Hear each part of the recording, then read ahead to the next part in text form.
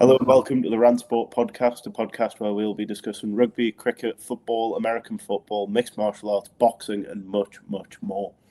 I'm joined today by Tom Down.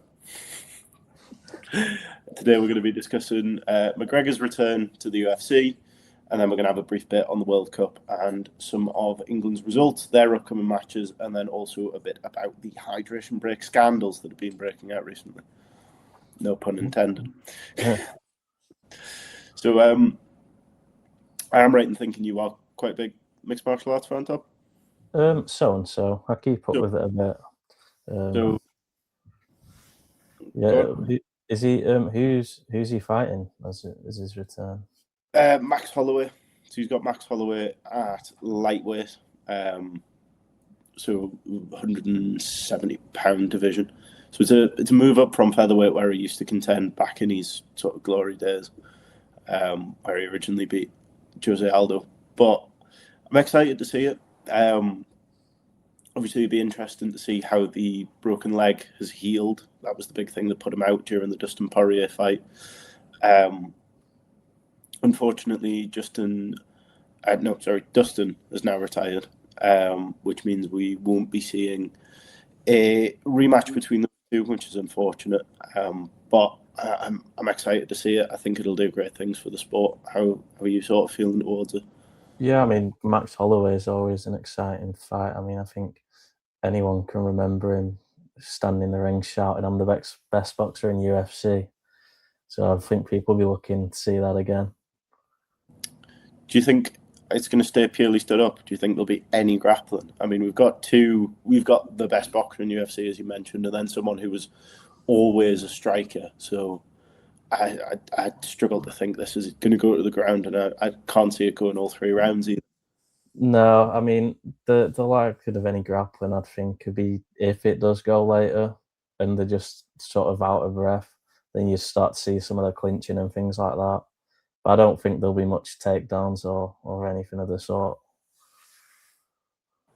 And it's what do you think a possible path might look like? Were McGregor to win, and this is the comeback that people have been expecting? Do you think what other fights would you like to see? What for McGregor to take himself? Yeah. Not too sure. I feel like it always does attract the bigger crowds in UFC when you get two of the older fighters, the more well established, but it's not to say that there might not be younger contenders who McGregor might have to test himself against, because oftentimes in combat sports you can't just go and get all the big fights straight away. You do have to still show you can sort of fare in them sorts of fights as well. I mean, we've seen a bit of backwards and forth between him and Ilia Topuria. Sort of McGregor giving it the old, they're all trying to be me, they're all trying to act like me. So I don't know if I'd quite like to see that at some point, but as far as it goes, it's definitely exciting. It's definitely going to draw a lot more eyes to the sport and get the sport growing again, which is something we'd like to see. It's felt quite stagnant in recent times, right up until about sort of this modern era with the Strickland win, and then progressing that onto the White House card. I feel like it's starting to snowball again and could be seeing a return to form for the UFC. Yeah, 100%. I mean, that White House event was probably one of the biggest fighting events of the year so far. Now, obviously, I can imagine the UFC are thinking big locations like that are probably something to look out for in the future as well. There's been some talk about the Coliseum, which I think would be an incredible event. I know Dana said he can't afford it, but it's been getting hyped up that could be the next destination event. Yeah, I mean, that sort of you get then the sort of new fighters in the location of what is historically for most people the very first sort of renditions of combat, and maybe even sort of the pathway that has led to having something like the UFC now. Yeah. Okay, I'm excited to see it. Now I've got to talk about football, which isn't my strong suit. So I'll try to lead the way. England's win against the Congo last night. I know they had a bit touch and go in the first half. There was they were 1-0 up at one point, and then it went sort of 1-1 and then 2-1. So I was just wondering, were you watching it live? How do you Yeah, sort of... Yeah, I mean, Congo took the lead really early, which was quite a shock to all the fans. I mean, a lot of people made the argument that Pickford shouldn't have got beaten at his near post, which is a pretty fair argument to make.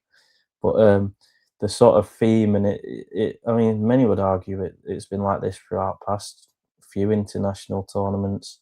We can get far, but there's really not many convincing displays. When you look at France, who just beat Sweden 3-0, and they was absolutely going at it for 90 minutes, showing sort of no signs of weakness. Then you see England, who a lot of people in that first half could have probably been thinking this could have been the last game for them. So yeah, it's something to build on at the very least. Um, but obviously Kane did what he does best, getting 2 goals, and Bellingham looked quite good as well. So who's your top performer for England so far during this World Cup? It probably is. It's between Kane and Bellingham as much as that's the sort of obvious pick. They are showing why they're both respectively two of the biggest clubs in the world because when the rest of the team isn't sort of doing what's needed of them, it can be them two who just pick the ball up and give you that bit of quality that is needed. And how do you feel going into Mexico on Monday? Oh, it's going to be really, really tricky. Like Mexico have been playing really well throughout the tournament, and not just that they're playing so close to home. I mean, some of the games I've been played in Mexico, um, it's going to be probably England's hardest game yet. To be fair.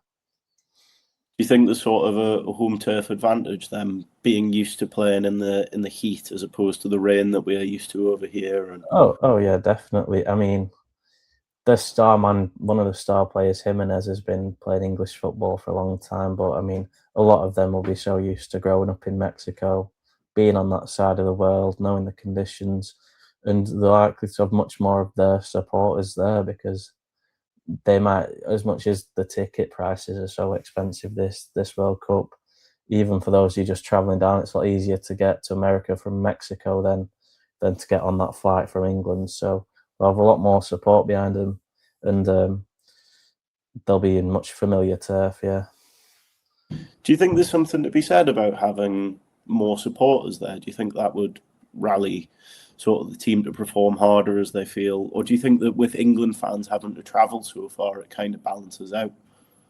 Um, I guess you can make that argument two ways, but I mean, you look back to, for example, the 2018 World Cup. Russia did really well, and they were not all the favourites, and you could argue a lot of that's from being on home turf. I mean, USA have looked really strong, and the same could be said there. But yeah, I guess if you see that you've had loads of fans who've paid tens of thousands and took on this big flight just to support you on, I guess it could be just as sort of moving as well. And then coming back around to the conditions, obviously something that's been a point of contention over the past couple of games has been the hydration breaks they've sort of put in to, some people are saying that it's needed and that players need hydration and need to stop due to the humidity.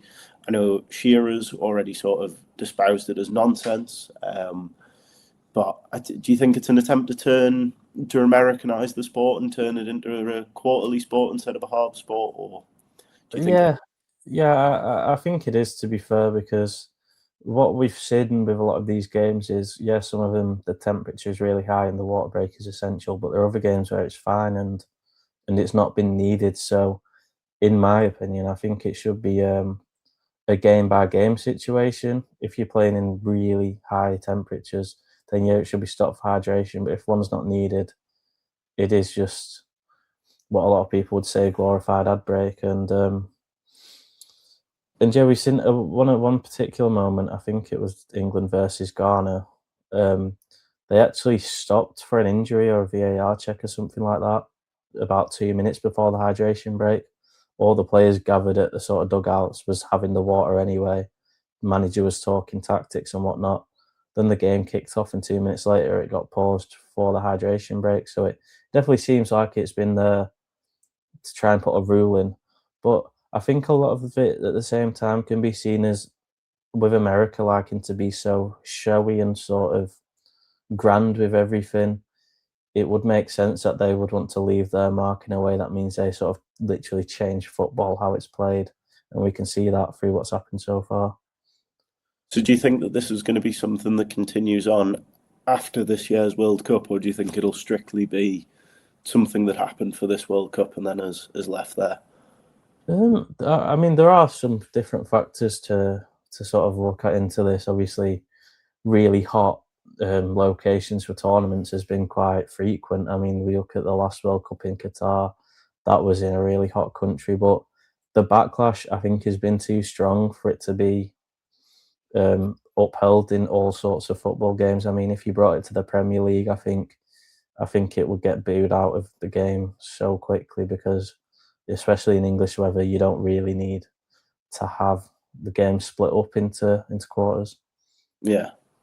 Then I suppose there's almost a tactical advantage of having, you can sprint a lot harder if you know that the game's split into quarters as opposed to having to pace yourself into the two halves.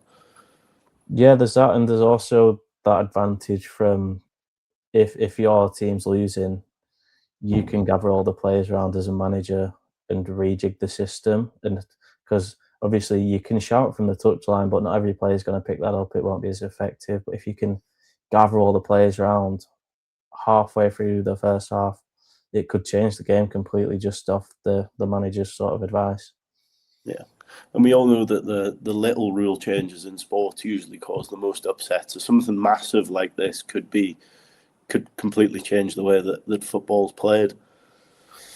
Yeah, and it's one of these things where it's obviously something in America they're so used to it, and in other countries, especially back in England, it's completely opposed. That's why we see when the hydration break starts, if you're in America or you're watching it on American TV, that's when the ad breaks roll. But what they've been doing from like ITV and BBC is it'll just cut to some commentary or some punditry to sort of show that, yeah, they're having a break, but this isn't something that we in England think is a place to monetize. No, I mean it's kind of reminds me of when they started advertising during scrum setups in the this year's Six Nations. There was a large backlash about this and about that, and it eventually ended up having to be stopped due to that. So I think it could be sort of other sports such as the NFL trying to creep their way into football or soccer as they'd call it.